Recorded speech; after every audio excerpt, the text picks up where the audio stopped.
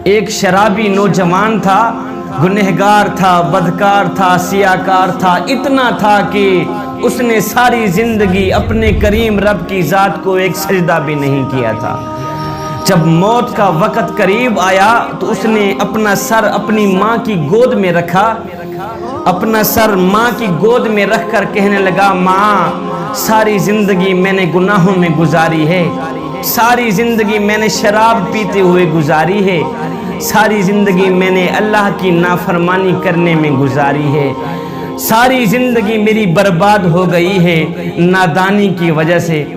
ماں میرا موت کا وقت قریب ہے، میں مر گیا تو اپنے مرشد کے پاس جانا، سفارش کرانا کہ وہ میرا جنازہ آ کے خود ہی پڑھائے گا۔ صاحب ظاہر ہے کہ مرشد جب جنازہ پڑھانے کے لیے آئے گا تو 4 بندے بھی اس کے ساتھ ہوں گے، نہیں تو میرا جنازہ کون پڑھے گا؟ میں تو اتنا گنہگار ہوں، بدکار سیاکار ہوں، میں نے ساری زندگی شرابیں پیتے ہوئے اللہ کی نافرمانی کرتے ہوئے گزار دی۔ اللہ اکبر۔ ماں اٹھی گئی اپنے مرشد حضرت حسن بصری کے پاس، جا کر کہنے لگی، میرے مرشد میرا بیٹا موت کے قریب ہے، تو وہ کہہ رہا ہے جب میں مر جاؤں تو اپنے مرشد کو کہنا کہ وہ آ کے میرا جنازہ پڑھائے گا۔ حضرت حسن بصری کہنے لگے، مائی وہ مر گیا تو میں اس کا جنازہ نہیں پڑھاؤں گا، اس نے ساری زندگی شرابیں پیتے ہوئے گزاری ہیں، ساری زندگی وہ مسجد کے قریب بھی نہیں گیا، ساری زندگی اس نے اپنے کریم رب کی ذات کو ایک سجدہ کرنا بھی گوارا نہیں کیا، میں اس کا جنازہ کیسے پڑھا سکتا ہوں؟ اللہ اکبر۔ وہ ماں روتے ہوئے واپس آئی، دوبارہ اپنی گود میں اپنے بیٹے کا سر رکھا، سر رکھ کر کہنے لگی، بیٹا کاش کہ تو نے زندگی میں ایک بات بھی میری مانی ہوتی تو آج میرا مرشد جنازہ پڑھانے سے انکار نہ کرتا، زندگی میں ایک بات پر بھی تو نے عمل کیا ہوتا، آج میرا مرشد تیرا جنازہ پڑھانے سے انکار نہ کرتا۔ میرا مرشد کہتا ہے کہ اس نے ساری زندگی اللہ کی نافرمانی میں گزاری ہے، شرابیں پیتے ہوئے گزاری ہے، میں اس کا جنازہ نہیں پڑھاتا۔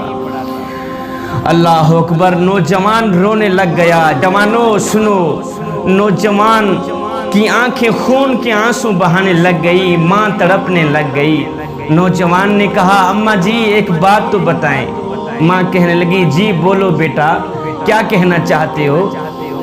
نوجوان نے کہا، ماں مجھے اتنا بتا دے کہ میرے گناہ زیادہ ہیں یا میرے کریم رب کی رحمت زیادہ ہے؟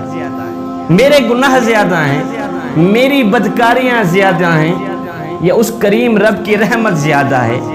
ماں خاموش رہی، ماں نے کوئی جواب نہ دیا۔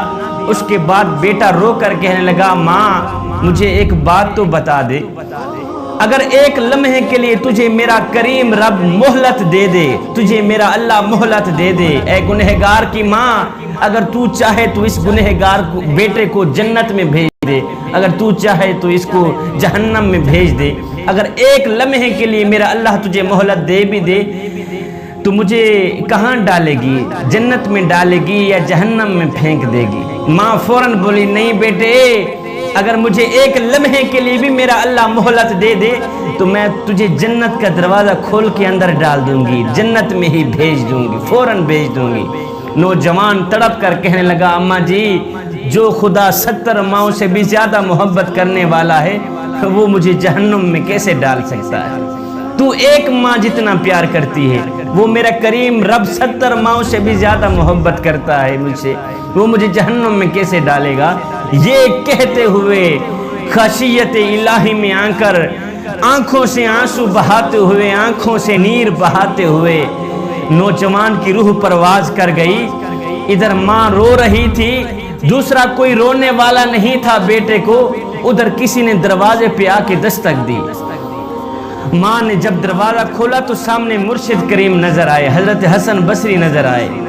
محترمہ کہنے لگی، مرشد کریم آپ نے تو مجھے جواب دیا تھا، آپ کیسے آ گئے؟ آپ کو کیسے پتہ چلا کہ میرا بیٹا فوت ہو گیا ہے؟ مرشد کریم کہنے لگے، محترمہ جی جب تو میرے پاس آئی تھی اس وقت میں سونے لگا تھا، میری آنکھ لگی، خواب میں کسی کہنے والے نے کہا، میاں تو سویا ہوا ہے اور میرے یار کا جنازہ کون پڑھائے گا؟ حسن بصری تو یہاں پہ سویا ہوا ہے، ادھر میرا یار مرا ہوا ہے، میرا دوست مرا ہوا ہے، جا میرے دوست کا جنازہ پڑھا کیا۔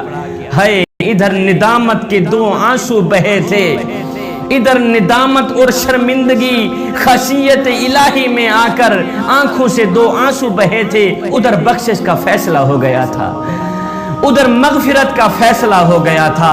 ایک آنسو کی مار تھی، سارے کے سارے گناہ معاف کر دیے گئے۔ نوجوانو، کریم رب کی چوکھٹ پہ آ گیا کرو، اپنا سر جھکا دیا کرو، خشیت الہی میں آ کر ایک آنسو میں بہا دیا کرو۔